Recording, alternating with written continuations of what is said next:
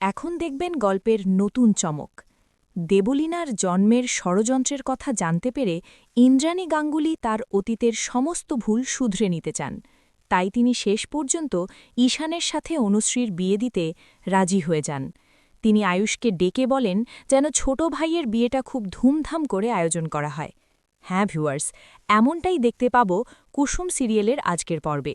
বিস্তারিত জানতে ভিডিওতে লাইক দিয়ে সাবস্ক্রাইব করে শেষ পর্যন্ত দেখতে থাকুন। দেবলীনার আসল মুখোশ দেখতে পেয়ে ইন্দ্রাণী গাঙ্গুলি আর নিজেকে ধরে রাখতে পারেননি।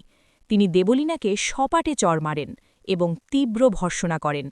ইন্দ্রাণী বলেন তিনি দেবলীনাকে বিশ্বাস করে বড় ভুল করেছিলেন এবং তাকে বাড়ির বউ করার স্বপ্ন দেখে নিজের ছোট ছেলে আয়ুষের কাছে আজ তিনি লজ্জিত। বিয়ের পিঁড়িতে বসে আয়ুষ ঈশানকে বলে, আমি তোকে আগেই বলেছিলাম, বড় ভাই আর জাদুকরের উপর একটু বিশ্বাস রাখ, ওরা তোদের এক করে দেবেই। অনুশ্রী ও ঈশান দুজনেই আয়ুষ ও কুসুমের প্রতি কৃতজ্ঞতা প্রকাশ করে। ইন্দ্রাণী গাঙ্গুলি আশ্বস্ত করেন যে বিয়ের পর তিনি নিজেই রোকসানানগর গ্রামে গিয়ে তার দাদাকে সব বুঝিয়ে বলবেন। তিনি বিশ্বাস করেন তার দাদা এই বিয়ে মেনে নেবেন। কুসুমকেও তিনি চিন্তা করতে বারণ করেন। বিয়ের মন্ত্র পড়া শেষ হলে পুরোহিত মশাই শুভ দৃষ্টি ও মালা বদলের কথা বলেন।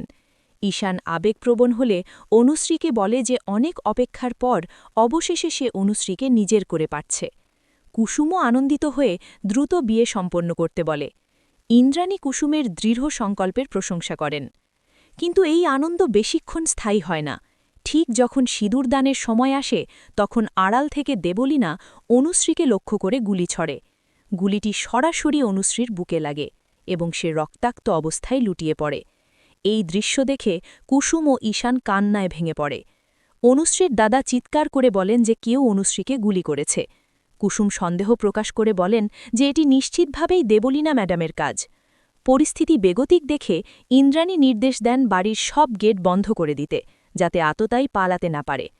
অন্যদিকে আয়ুষ ভেঙে পড়া ঈশানকে সান্ত্বনা দিয়ে বলে যে তারা এখনই অনুশ্রীকে হাসপাতালে নিয়ে যাওয়ার ব্যবস্থা করছে। অনুশ্রী কি এই প্রাণঘাতী হামলা থেকে বেঁচে ফিরতে পারবে? দেবলীনা কি তার অপরাধের শাস্তি পাবে? পরবর্তী আপডেট পেতে আমাদের সাথেই থাকুন।